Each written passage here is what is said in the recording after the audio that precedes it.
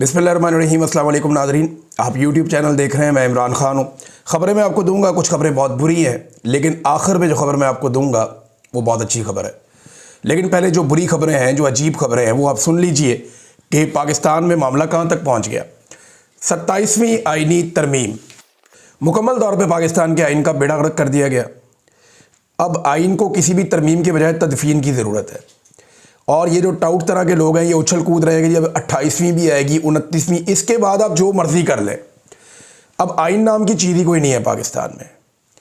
तो ये 27वीं आइनी तरमीम ने जो बड़े बड़े फ़र्क डाले वो क्या है। एक तो सदर पाकिस्तान आसिफ अली जरदारी, जिन्हें पाकिस्तान की सियासत में सबसे करप्ट सियासी हुक्मरान होने का एक परसेप्शन हासिल है, और ये परसेप्शन तमाम पॉलिटिकल पार्टीज़ में है।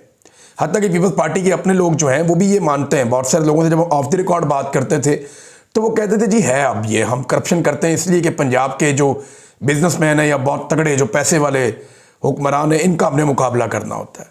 उनकी अपनी एक अजीबोगरीबी किस्म की मंतक है। शराफत की सियासत, ईमानदारी की सियासत का कोई मुकाबला तो नहीं होता।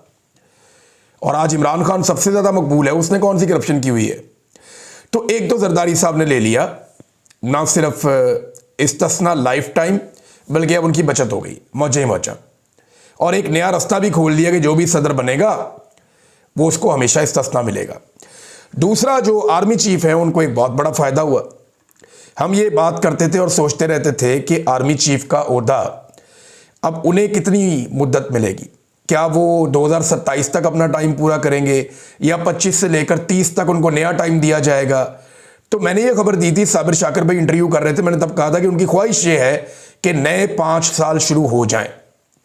और बहुत सारे लोग ये कहते थे नवाज शरीफ में ये पोटेंशियल है, वो किसी वक्त भी कुछ कर सकता है, या नवाज शरीफ अंदर से खुश नहीं है। तो मैंने आपको 3 दिन पहले खबर ये दी थी कि नवाज शरीफ ने अपने तमाम साथियों को, जो उनके करीबी हैं, जो लोग उनसे मिले थे, उन्हें मियाँ साहब ने ये बात समझाई कि जनरल आसिम मुनीर से बेहतर जर्नैल हमें नहीं मिलेगा।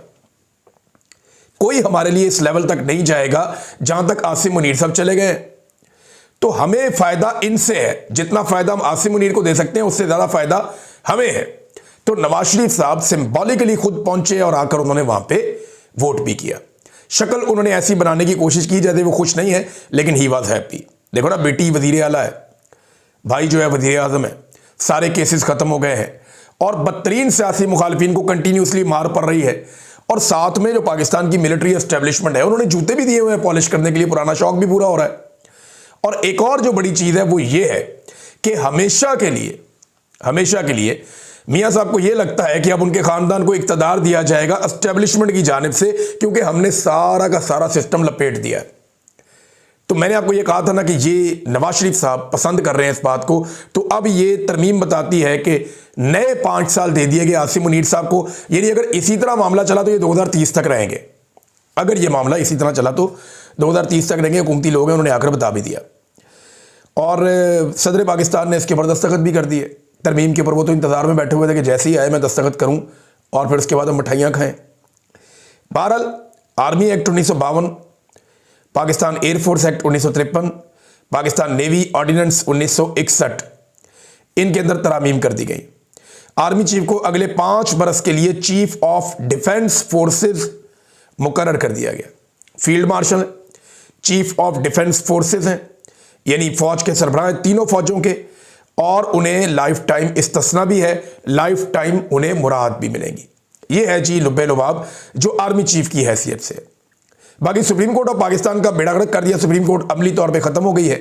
अब एक आईनी अदालत बनेगी जिसका सरबराह जो है वो सबसे बड़ा जज होगा पाकिस्तान का, और उसके लिए भी मौज लग गई है एक जज साहब की। पहले जरा ये खबर देख लें। आर्मी चीफ अगले 5 बरस के लिए चीफ ऑफ डिफेंस फोर्सेज मुकर्रर हो गए, और चीफ ऑफ डिफेंस फोर्सेज की मुद्दत उस दिन से शुरू होगी जिस दिन से नोटिफिकेशन जारी होगा। यानी अगले चंद दिनों में नोटिफिकेशन जारी कर दिया जाएगा। तो 5 साल तक, यानी नवंबर 2030 तक इस कायदे के मुताबिक ये आर्मी चीफ रहेंगे। पहली तो खबर ये है। दूसरा, रद्द अमल के तौर पे अब चीज़ें होना शुरू हो गई। उनमें जो पहली चीज़ आई वो जजों की जानिब से आई, और वो सूरत बन गई ये कि 2 मुअज़्ज़िज़ जज साहिबान जो बड़े सीनियर जजेज हैं सुप्रीम कोर्ट ऑफ पाकिस्तान के, और ये वो जजेज हैं जो किसी भी नुक्ता नज़र से कहीं भी कंट्रोवर्शियल नहीं है। यानी तमाम पॉलिटिकल पार्टीज ये मानती हैं कि ये शानदार जजेज हैं, इनके किरदार पे उंगली नहीं उठा सकता कोई, ना कोई जस्टिस मंसूर अली शाह साहब के किरदार पे उंगली उठा सकता है, ना कोई जस्टिस अतर मिनुल्लाह साहब के किरदार पे उंगली उठा सकता है। इन्होंने हमेशा बड़े शानदार फैसले दिए हैं और अपने आप को हर तरह की कंट्रोवर्सी से बाहर रखा है। लेकिन हुआ यह था कि 26वीं आईनी तरमीम से पहले यह वादा किया गया था फजलुर रहमान साहब से भी और बाकी सबसे भी हुकूमत की जानिब से कि हम जस्टिस मंसूर अली शाह साहब को चीफ जस्टिस ऑफ पाकिस्तान बनाएंगे। लेकिन मंसूर अली शाह साहब से जब कुछ गारंटियां मांगी गई तो उन्होंने वो देने से इनकार कर दिया। मंसूर अली शाह साहब ने वो यकीन दहानियां नहीं करवाई जो उनसे मांगी जा रही थी। इस बुनियाद पे हुकूमत फिर अपना बंदा ले आई, जस्टिस याया अफरीदी। मंसूर अली शाह साहब को हटा दिया, वो सबसे सीनियर जज थे और उन्हें चीफ जस्टिस नहीं बनाया गया। ऐसा पाकिस्तान की तारीख में पहली बार हुआ। लेकिन इसके बावजूद कभी भी मंसूर अली शाह के बारे में कोई नेगेटिव बात हुकूमत ने भी नहीं कही, अपोजिशन ने भी नहीं कही। उन्हें लगता था कि ये एक अपराइट जज है, लेकिन हुकूमत ने अपनी चॉइस कर ली। इसी तरह जो जस्टिस अतर मिनुल्लाह है, वो जब वकला तहरीक चल रही थी तो उसमें पॉलिटिकल पार्टियों से, वकला की तंजीमों से सबसे वो कोऑर्डिनेशन में रहते थे। तो अतर मिनुल्लाह साहब बड़े अपराइट इंसान है। बहुत सारी चीज़ों में बाद औक़ात उनसे इख्तलाफ भी रहा बहुत सारे लोगों को। यानी मुझे सिद्दीक जान ने एक दिन कहा कि मुझे लगता था कि अतर मिनुल्लाह साहब जो हैं वो ज़्यादती करते हैं, लेकिन वक्त के साथ साथ मैंने देखा कि अतर मिनुल्लाह साहब सिर्फ वही करते हैं जो आईन पाकिस्तान और कानून कहता है। ये किसी की तरफ भी नहीं हो सकते, ये कानून वाली साइड पे है और बहुत अपराइट आदमी है। ये मुझे सिद्दीक जान साहब ने बताया। ये बात उन्होंने कुछ और इंटरव्यूज़ में भी बताई। तो इन दोनों मुअज़्ज़िज़ जज साहिबान ने इस्तीफ़ा दे दिया। मंसूर अली शाह साहब ने 13 सफ़ात के ऊपर उन्होंने इस्तीफ़ा लिखा। उन्होंने कहा कि जज की हैसियत से सुप्रीम कोर्ट से मैं इस्तीफ़ा देता हूँ। 27वीं आईनी तरमीम ने पाकिस्तानी आइन पर यह संगीन हमला है। इस तरमीम ने सुप्रीम कोर्ट के टुकड़े टुकड़े कर दिए हैं। उन्होंने कहा 27वीं आईनी तरमीम ने अदलिया को हुकूमत के मातहत बना दिया है। इस तरमीम ने हमारी आईनी जमहूरियत की रूह पर कारी ज़रब लगाई है। इंसाफ आम आदमी से दूर कमज़ोर ताकतवर के सामने मज़ीद बेबस हो गया है। आला अदालत को मुनक़सिम करके अदलिया की आज़ादी को पामाल कर दिया गया है। तारीख गवाह है, आईनी नज़म में ऐसी तब्दीलियाँ देर पा नहीं होती। मेरे पास 2 रास्ते थे कि मैं एहतजाजन इस्तीफ़ा दे दूँ या ओहदे के ऊपर कायम रहूँ, यानी खामोश रहूँ, तो वो एक तरह की रजामंदी हो जाती। तो उन्होंने फिर इस्तीफ़े वाला रास्ता अपनाया। 27वीं तरमीम ने सुप्रीम कोर्ट का आईनी इख्तियार ख़त्म कर दिया। ऐसी अदालत में रहना मुमकिन नहीं जिससे इसका आईनी किरदार ही छीन लिया जाए। इस्तीफ़ा हलफ से वफादारी का वाहिद साफ और दयानतदाराना रास्ता है। यानी मैं अपने हलफ से वफादारी करूँगा, क्योंकि जो मैंने हलफ जिस आइन के तहत उठाया था वो आपने सारा मामला ही ख़त्म कर दिया, तो मेरे हलफ का तकाजा है कि मैं इस्तीफ़ा दे दूँ। मैं हलफ से वफादार रहा, ये वो गवाही दे रहे हैं। उन्होंने कहा हुकूमत और मुतनाज़ अदालती क़यादत ने तरमीम को कबूल किया और चीफ जस्टिस ने इदारे के दिफा के बजाय अपने ओहदे को तरजीह दी। पाकिस्तान में हमेशा एक ही सुप्रीम कोर्ट रही है। इस्तीफ़े में उन्होंने लिखा कि तरमीम ने सुप्रीम कोर्ट के ऊपर नई वफाकी आईनी अदालत कायम की। नई अदालत अदालती, जमहूरी और आम कानूनी निज़ाम से मुतसादम है। उन्होंने कहा कि वफाकी आईनी अदालत को सियासी मसलहत के तहत वजूद में लाया गया। ये कोई इस्लाह नहीं बल्कि ख़तरनाक तरीन तनज़ली है। 26वीं तरमीम अदलिया की आज़ादी कमज़ोर करने का पहला कदम थी। फिर जस्टिस अतर मिनुल्लाह साहब ने भी अपना इस्तीफ़ा दे दिया, सदर मुमलिकत को भिजवा दिया, जिसमें उनका कहना था कि सुप्रीम कोर्ट ऑफ पाकिस्तान के जज के ओहदे से इस्तीफ़ा देता हूँ। 11 साल कबल इस्लामाबाद हाई कोर्ट के जज के तौर पे मैंने हलफ उठाया था। अतर मिनुल्लाह ने बताया कि 4 साल बाद मैं chief justice Islamabad high court बना, फिर 4 साल बाद मैं उसके 4 साल बाद सुप्रीम कोर्ट ऑफ पाकिस्तान में आ गया। मैंने तमाम अदवार में हलफ का बुनियादी वादा एक ही था जो भी मैंने हलफ उठाया। उन्होंने लिखा कि यह हलफ किसी आइन का नहीं बल्कि आईने पाकिस्तान से वफादारी का हलफ था मेरा। यानी ऐसा नहीं है कि जो भी आइन होगा उसके साथ मैं नहीं, आईने पाकिस्तान के साथ वफादारी का मैंने हलफ उठाया था। 27वीं तरमीम से कबल चीफ जस्टिस पाकिस्तान को ख़त लिखा था। ख़त में मुजव्वज़ा तरमीम पर शदीद तशवीश का मैंने इजहार किया। अतर मिनुल्लाह ने अपने इस्तीफ़े में लिखा कि ख़त के मंदरजात दोहराने की ज़रूरत नहीं है। खामोशी और बेअमली के पस मंज़र में ख़दशात दुरुस्त साबित हुए। पाकिस्तान के अवाम की खिदमत मेरे लिए सबसे बड़ा एजाज़ रहा। उन्होंने कहा कि मैंने अपने हलफ के मुताबिक बेहतरीन सलाहियत से फ़राइज़ सर अंजाम दिए। आज वही हलफ मुझे बाकायदा इस्तीफ़ा देने पर मजबूर कर रहा है। जिस आइन के तहफ़्फ़ुज़ का मैंने हलफ लिया था। अब ये भी वही बात कर रहे हैं कि मैंने जो हलफ लिया था मैं उसकी खिलाफ वर्जी नहीं कर सकता। मेरा हलफ मुझे मजबूर कर रहा है कि मैं अब इस्तीफ़ा दे दूं, क्योंकि अब वो अदालत ही नहीं रही, वो मामला ही नहीं रहा, इंसाफ देना मुमकिन ही नहीं है। तो यानी उन्होंने कहा जिस आइन के तहफ़्फ़ुज़ का मैंने हलफ लिया था वो अब बाकी नहीं रहा। मौक़िफ़ अपनाया कि ख़ुद को कायल करने की बहुत कोशिश की मगर मेरे से मुमकिन नहीं हुआ। नए निज़ाम की बुनियाद अब आइन के मज़ार पर रखी जा रही है। जो बाकी रह गया है वो सिर्फ एक साया है। आइन जो है वो रूह से खाली है। फिर काफ़ी चीज़ें इन्होंने लिखी, बहुत सारी चीज़ें उन्होंने बताई। और मंसूर अली शाह साहब ने भी, अतर बिनुल्लाह साहब ने भी, इन दोनों ने इस्तीफ़ा दे दिया। पाकिस्तान में अप्रिशिएट किया जा रहा है इनके इस्तीफ़े को। वकला तंजीमें अप्रिशिएट कर रही हैं, वकला बहुत बड़ी तादाद में अप्रिशिएट कर रहे हैं, अपोजिशन पार्टियाँ अप्रिशिएट कर रही हैं, हुकूमती जमातें इनके ऊपर तनकीद कर रही हैं कि इन जजों को इस्तीफ़ा नहीं देना चाहिए था, बल्कि कुछ लोग कह रहे हैं अगर दे दिया तो कबूल कर लेंगे। यहाँ पे कुछ अशआर भी लिखे हैं जस्टिस मंसूर अली शाह साहब ने, वो मैं आपको सुनाना चाहूँगा। ये अहमद फराज साहब के हैं। मंसूर अली शाह साहब ने जो अशआर लिखे ये अहमद फराज साहब के हैं। मेरा कलम तो अमानत है मेरे लोगों की, मेरा कलम तो अदालत मेरे ज़मीर की है, इसीलिए तो जो लिखा तपा के जां से लिखा, जभी तो लोच कमा का ज़बान तीर की है। मैं कट गिरूं के सलामत रहूं, यकीन है मुझे कि ये हिसारे सितम कोई तो गिराएगा। तमाम उम्र की एज़ा नसीबियों की कसम, मेरे कलम का सफ़र रायगाना जाएगा। ये उन्होंने आखिर में लिखा अपने इस्तीफ़े में, मंसूर अली शाह साहब ने, और फिर उनका इस्तीफ़ा आ गया। अब ये दो जज साहिबान हैं, क्या मज़ीद जज साहिबान भी इस्तीफ़ा देंगे? इसका हमारे पास जवाब नहीं है। लेकिन ये जज साहिबान क्या करेंगे, ये है अब तक का सबसे बड़ा सवाल। क्या ये इस्तीफ़ा देकर घर जाके बैठ जाएंगे, या ये भी इमरान खान की तरह घर बैठने की बजाय मुकाबला शुरू करेंगे? इनके पास दो रास्ते थे, या तो घर ही बैठना होता तो अदालत में रहते, और अगर इनकी गैरत ने गवारा नहीं किया और इन्होंने इस्तीफ़ा दे दिया और फिर जाकर घर बैठ गए या अपनी अदालत करते रहे या अपना वो थोड़ा बहुत वकालत करते रहे, तो इनको कोई फ़र्क नहीं पड़ेगा। फ़र्क ये डाल सकते हैं जब ये कोई तहरीक शुरू करेंगे। और जो बातें इन्होंने लिखी हैं अपने इस्तीफ़े में, जब आप उन बातों को पढ़ते हैं तो आपको अंदाज़ा हो जाता है कि ये खामोश होकर नहीं बैठेंगे। ऐसा लगता है कि आने वाले दिनों में ये जज साहिबान कोई तहरीक शुरू कर सकते हैं, या कम से कम बार्स में जाएंगे, वकला से मुलाकातें करेंगे और एक मोमेंटम बनेगा। लेकिन क्या वो मोमेंटम बनने दिया जाएगा, इस पर हम अगले वीलॉग में बात करेंगे। अच्छी खबर जो है वो भी बाकी है, वो मैं आपको बाद में सुनाता हूँ। लेकिन पहले ये देख लें कि जस्टिस अमीनुद्दीन खान साहब बार बार ये कहते थे 26वीं जो आईनी तरमीम है उसका मुझे क्या फ़ायदा हुआ, तो आज उन्हें भी उनका जवाब मिल गया। 27वीं आईनी तरमीम जो है उसके अंदर जस्टिस अमीनुद्दीन खान साहब को आईनी अदालत का सरबराह मुकर्रर किया गया अब, और 3 साल की उन्हें मज़ीद नौकरी मिल गई है।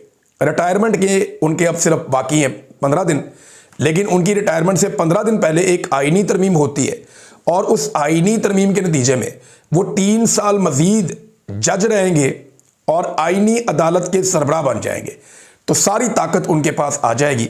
तो जस्टिस अमीनुद्दीन खान साहब ने जो वफादारी निभाई सिस्टम के साथ, जैसे मिलिट्री कोर्ट्स के सिविलियन के ट्रायल को उन्होंने जायज़ करार दिया, जैसे उन्होंने मखसूस नशिस्तें पाकिस्तान तहरीक इंसाफ से छीन कर बाकी पॉलिटिकल पार्टीज़ को दी, जिसकी बुनियाद के ऊपर ये आईनी तरमीम मुमकिन हुई, तो इस तरह उन्हें कोई ना कोई तो रिवॉर्ड मिलना था। और रिवॉर्ड वो ये कि उनको 3 साल मज़ीद वो इस नौकरी पर रहेंगे और पाकिस्तान की अदलिया की सबसे ताकतवर पोस्ट के ऊपर वो इंजॉय करेंगे। अब जो दिखाई दे रहा है वो ये है। नाज़रीन, यही पाकिस्तान के आर्मी चीफ के साथ हुआ। आज से 15 दिन के बाद उनका मुद्दत मुलाजमत ख़त्म हो रहा था। आज से चंद दिन के बाद उनकी मुद्दत मुलाजमत ख़त्म हो के उनको घर जाना था। लेकिन हुआ क्या, एक आईनी तरमीम के नतीजे में एक नया रास्ता निकाला गया। उस रास्ते के ज़रिए से अब उनको नया ओहदा दिया जाएगा। ये ओहदा लेने के बाद वो अगले 5 साल तक के लिए ना सिर्फ आर्मी चीफ रहेंगे, फील्ड मार्शल रहेंगे, बल्कि उनके पास एक इस्तिस्ना भी होगा। इस्तिस्ना की ज़रूरत क्या है, क्योंकि बहुत बुरे हालात हुए हैं गुज़िश्ता 3 साल में। पाकिस्तान के अंदर ना पिछला बड़ा वाक़या हुआ था मुशर्रफ के दौर में, कराची में कत्लेआम हुआ था जो स्टेट ने किया। उसके बाद अगला जो कत्लेआम हुआ था वो हुआ था सानिया मॉडल टाउन में, ये भी स्टेट ने किया। तो ये 10 साल में एक आधा वाक़या होता था इस तरह का। लेकिन गुज़िश्ता 3 सालों में 4 बड़े वाक़यात ऐसे हो चुके हैं। 9 मई कत्लेआम, 26 नवंबर कत्लेआम, अक्टूबर में मुरीद के कत्लेआम, फिर आज़ाद कश्मीर में कत्लेआम। ये वाक़यात ऊपर नीचे हो चुके हैं, बड़ी खौफनाक चीज़ है। तो इस्तिस्ना की बिला वजह ज़रूरत नहीं है। फील्ड मार्शल भी इस्तिस्ना ले चुके हैं। तो अब कुल मिला के कहानी ये है कि हर तरफ एक आपको अंधेरा दिखाई दे रहा है। आपको दिखाई दे रहा है कि जिन लोगों ने पाकिस्तान के ऊपर जुल्म किया, जबर किया, जिन्होंने पाकिस्तान की मईशत को तबाह बर्बाद कर दिया, जिन्होंने हंसते खेलते मुल्क को कहां से कहां पहुंचा दिया, आज हर पाकिस्तानी पाकिस्तान को जेल समझ के वहां से भाग के बाहर जाना चाहता है। हमारे पाकिस्तानी कश्तियों के अंदर यूनान के पानियों में डूब रहे हैं। गुर्बत की लकीर से नीचे आधा पाकिस्तान तकरीबन चला गया है। पाकिस्तान के अंदर से जितनी बड़ी मल्टीनेशनल कंपनियां हैं वो पाकिस्तान को छोड़ छोड़ के पाकिस्तान से बाहर भाग रही हैं। किसी तरफ कोई उम्मीद नहीं है, हर तरफ अंधेरा ही अंधेरा है। ऐसी सूरत हाल में मैं आपको एक उम्मीद वाली खबर देना चाहता हूं, और ये खबर आज की नहीं है, बहुत पुरानी है। मैंने ना अपनी ज़िंदगी में एक मरतबा नहीं, कई मरतबा एक चीज़ का तजुर्बा किया कि जब हालात बहुत बुरे हो जाते हैं ना, जब आपको लगता है कि सारा कुछ ही हाथ से निकल गया, जब आपको लगता है कि अब कोई उम्मीद नहीं है, वापसी का कोई रास्ता नहीं है, अब चीज़ें ठीक नहीं हो सकती, तो तब चीज़ें अचानक ठीक हो जाती हैं, क्योंकि वहाँ से आपका रब चीज़ें अपने हाथ में लेता है। आप कोशिश करते हैं, कोशिश करना आपके ज़िम्मे, यानी रात का जो सबसे अंधेरा हिस्सा होता है ना, वो सुबह से पहले वाला होता है। ये बात आप अपने जहन में रखें। ये रात अब जितनी काली हो गई है ना, जितना अंधेरा फैल गया है, जितनी मायूसी फैल गई है, इसका मतलब है कि रात का वो पहर शुरू हो चुका है, जिसके बाद सवेरा आएगा। और एक बात आप अपने जहन में और रखिएगा। जनरल बाजवा एक दिन टेलीफोन पे बात कर रहे थे मेरे एक दोस्त से। वो मेरे दोस्त चाहें वो सुन रहे होंगे मेरा वीलॉग, अगर चाहें तो वो कंफर्म कर सकते हैं, वो खुद भी वीलॉग करते हैं। तो मैंने उनके स्पीकर फ़ोन पे जनरल बाजवा को ये कहते हुए सुना कि आप ये नहीं जानते कि फ़ौज का निज़ाम क्या है। फ़ौज के अंदर जो आदमी आर्मी चीफ बन जाता है ना, फ़ौज फिर उसको कभी भी कुछ नहीं होने देती। वो आदमी हमेशा प्रोटेक्टेड रहता है। जब तक वो मर नहीं जाता, फ़ौज की जिम्मेदारी होता है, और फ़ौज उस आदमी को कभी कुछ नहीं होने देगी जो कभी भी फ़ौज का आर्मी चीफ रहा होगा। अब जो खबर मैं आपको देने लगा हूं ना, ये है बड़ी खबर। जनरल बाजवा तक तो हर आर्मी चीफ को ये लगता था कि क्योंकि वो फ़ौज का आर्मी चीफ रहा तो रिटायरमेंट के बाद फ़ौज उसकी प्रोटेक्शन करेगी और उसे कुछ नहीं होने देगी। ये कॉन्फिडेंस आसिम मुनीर साहब को क्यों नहीं है? सवाल ये पैदा होता है, वो क्यों लाइफ टाइम इस्तिस्ना लेना चाहते हैं? क्या उन्हें किसी बात का खौफ है? क्या उन्हें वो कॉन्फिडेंस नहीं है जो इससे पहले जनरल बाजवा को, उससे पहले जनरल राहील को, उससे पहले जनरल कियानी और जनरल मुशर्रफ को था कि फ़ौज मुझे कुछ नहीं होने देगी क्योंकि मैं फ़ौज का आर्मी चीफ रहा हूं, ये फ़ौज का सिस्टम है और एक सेट पैटर्न है। आसिम मुनीर साहब को ये वाला कॉन्फिडेंस नहीं है। क्यों नहीं है? ये चीज़ें हमें शायद मुस्तकबिल में पता चलेंगी, लेकिन एक बात तो कंफर्म है कि खौफ और डर मौजूद है, और इसी डर और खौफ के निज़ाम में से और इसी अंधेरे में से रोशनी फूटेगी, और जब वो रोशनी फूटेगी तब आपको मेरी ये बात याद आएगी, क्योंकि मैंने इंतहाई मायूसी के आलम में एकदम हालात को बदलते हुए देखा। जब बहुत घुटन वाला माहौल होता है ना, हर तरफ हब्स हो जाता है, तो तभी ठंडी हवा चलती है और बारिश आ जाती है। मैंने तो हमेशा यही देखा है। जब कभी घुप अंधेरा हो जाता है ना, तो रात का वो आखिरी पहर होता है, उसके बाद सुबह की रोशनी निकलती है। अब ये घुप अंधेरे का वक्त है। अच्छी खबर ये है कि हम यहाँ पे मौजूद हैं। कोशिश सिर्फ ये करनी है कि आपने हार नहीं माननी, आपने दिल नहीं छोड़ना, पुरअमन तरीके से अपनी आवाज़ उठाते रहे, जुल्म के खिलाफ बोलते रहे, गलत को गलत कहते रहे और सही को सही कहते रहे। आप डटे रहे ताकि कल को आपको अफसोस ना हो कि उस लम्हे आप पीछे हट गए थे। याद रखिएगा, ये लड़ाई पाकिस्तान जीतेगा, बस पाकिस्तानियों ने दिल नहीं छोड़ना।